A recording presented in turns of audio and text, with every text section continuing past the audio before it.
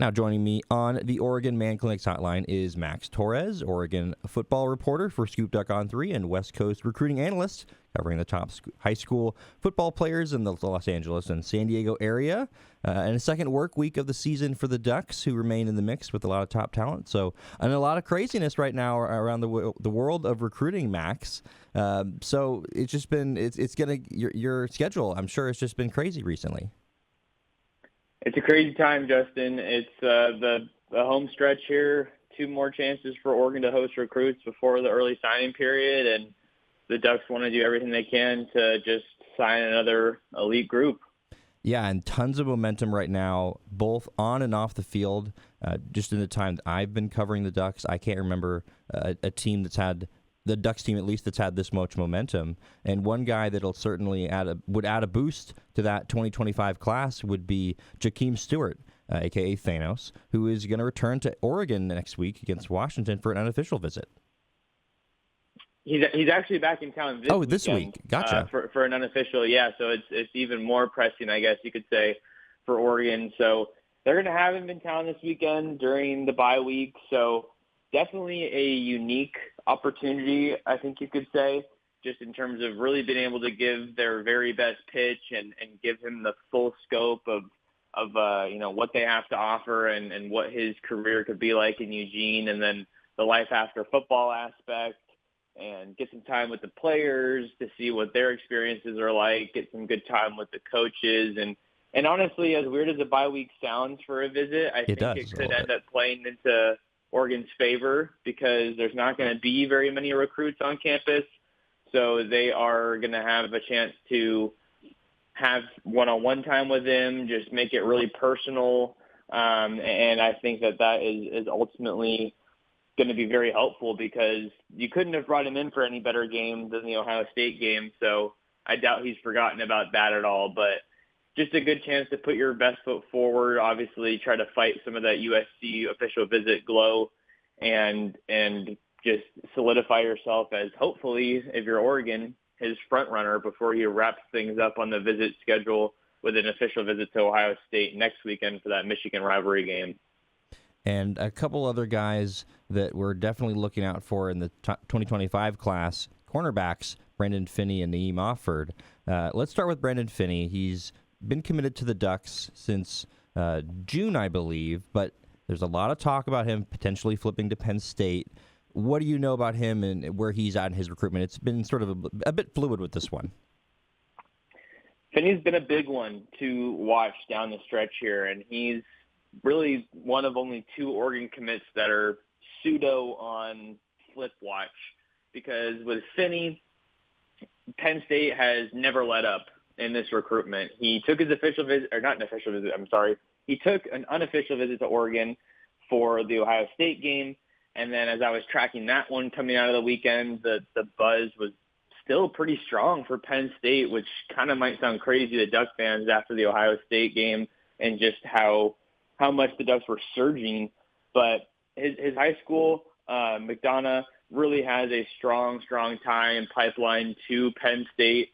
The Ducks just offered one of his teammates in the 2027 class. Maybe we'll talk about him later, but I think it looked like he was going to be flipping to Penn State. I still give the Nittany Lions the edge right now, but I think if everything goes according to plan for Oregon, I'm still working to 100% confirm this, but I know the plan is to get Finny back on campus this weekend for an unofficial visit, which is just huge, because I believe he was scheduled to take an official visit to Michigan this weekend out there in Ann Arbor. So Oregon's battling. I'm hearing a little bit from kind of the Oregon side of things that they're feeling a bit more confident in kind of where things stand with him. But that one's going to be a battle to the very end. Talk about a guy who's had a tremendous senior season and really seen his stock rise. I think he even got bumped up to a 5-star on another service. So he's an absolute stud.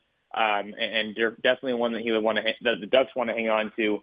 I don't know if you had anything you wanted to add there, or if I should just go on to Offord. Yeah, go ahead and go to Offord, because he's definitely one that I've been interested in, and he's Birmingham, Alabama native, being recruited by Auburn. It seems like there's a lot of connections as well between him and Finney in terms of like who Oregon's going to get as well, but I may be wrong about that.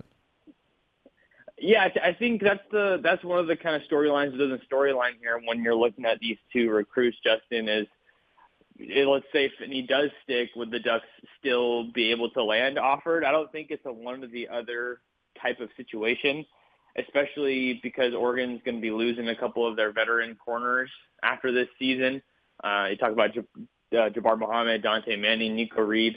I think all those guys are going to be moving on after this year. So the Ducks have a pretty stacked young cornerback room, but they would love to add all three if they could, with the three being Dorian Brew, who's verbally committed, Brandon Finney, who's verbally committed, and Naeem Offord, who I believe it's going to come down to Oregon and Auburn in that recruitment. He's verbally committed to Ohio State, but his visit to Ohio State just keeps getting pushed back throughout the season. He's scheduled to be back in Columbus for that Michigan game as well, alongside Jahkeem Stewart. So I don't think that Offord's going to stick with Ohio State as it stands right now. Probably looking at Oregon versus Auburn, like I mentioned. Starting to get a bit more confident in Oregon's chances here. There's just a lot of factors at play in this one. Staying closer to home is a big one.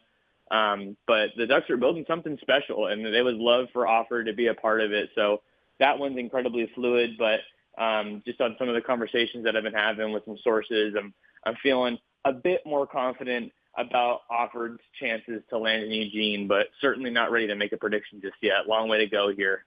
Right. And between Offord and Brandon Finney, it's a great example, for me at least, of guys that you just really never know where things are going to go in recruiting. We heard for Finney for a little bit that, hey, he was trending away from the Ducks. Now it's, hey, maybe he will stick with the Ducks, but Penn State's definitely involved. Offord's certainly been involved with a lot of teams, so it's been interesting for me to kind of watch these guys. You always talk about how nothing is guaranteed in recruiting. I think those guys are a really great example. You've already mentioned Brandon Finney's teammate, Joseph Buchanan, the 2027 Edge. I think this is the first time we're talking about him. So what can you tell us about him? This is a rising star on the defensive side of the ball, Justin. He's a 2027 guy. He's an edge. Very early on in his recruitment, has offers from Syracuse and Penn State, to name just a few here.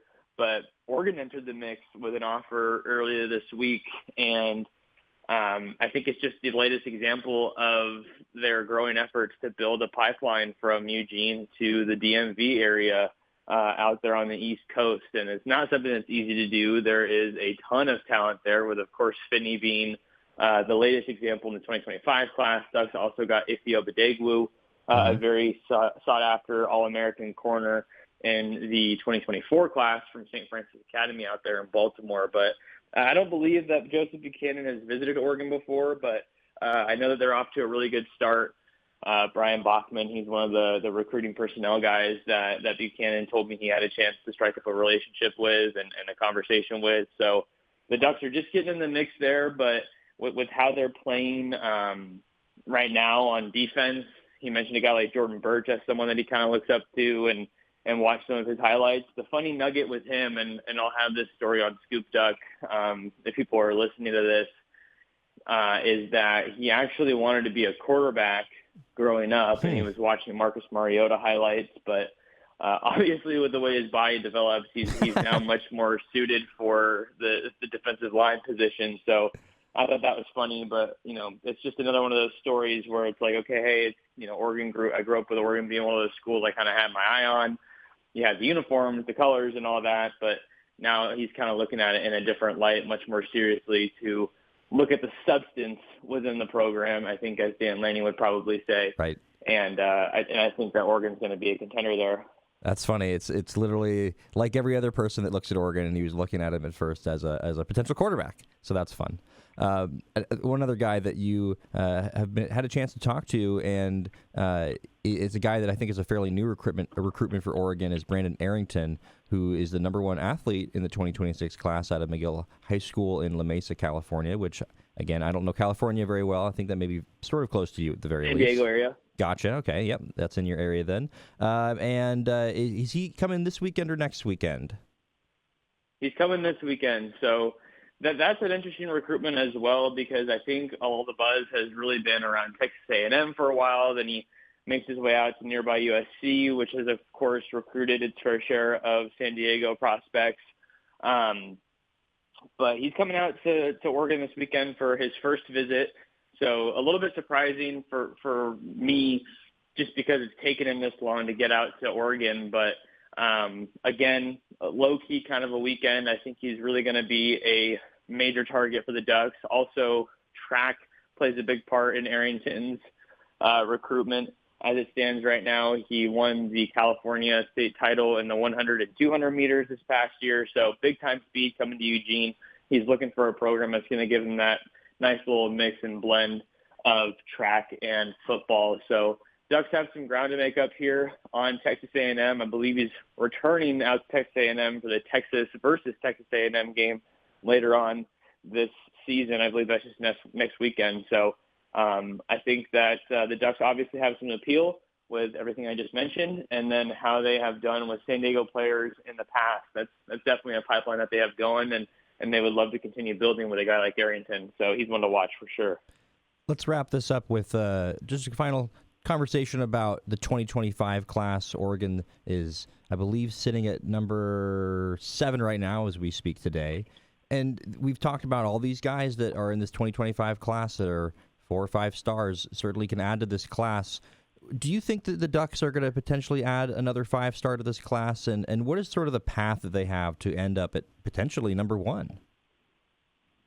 The path to end up at number 1 is pretty easy to lay out, I would say, because a lot of the guys that they're still in the mix for are pretty highly rated.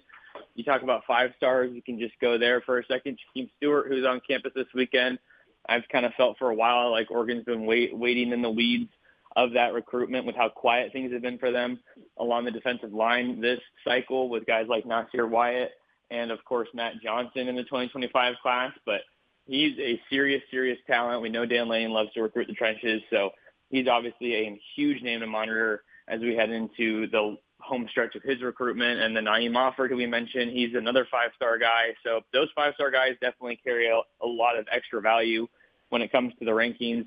And then you also have Jaren Kiave Sagapolutele, the 5-star, newly minted 5-star quarterback out of Hawaii, committed to Cal. He's going back out to Berkeley this weekend for the Stanford game.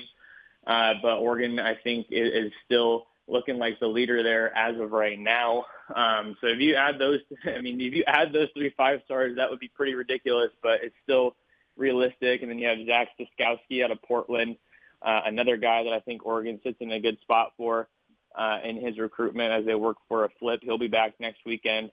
So those are the big ones. Elijah Melendez, an Auburn linebacker commit, or Caleb Burns, a Baylor linebacker commit. Those are the 2 guys that I think we need to watch going into signing day. McKay Madsen as well, but he's not super highly rated, so I'm not sure that he would necessarily add to that number 1 conversation for them. But I just listed off a bunch of really highly rated guys.